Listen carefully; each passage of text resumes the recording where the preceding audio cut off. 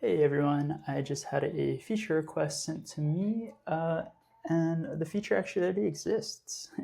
So I just wanted to build out a little video to showcase that. So in this case, the feature request was the ability to alter the exported file name. So where you can do that is when you go to export, you're actually going to want to scroll down.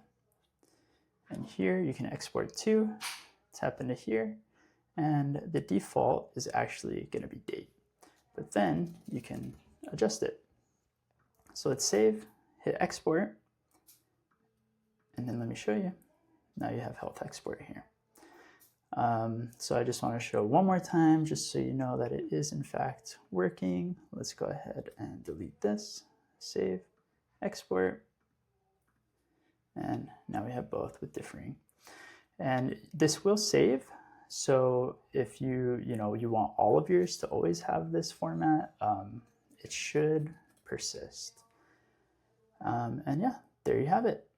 Hope you enjoyed. Hope you learned something here. And again, thanks for supporting the app.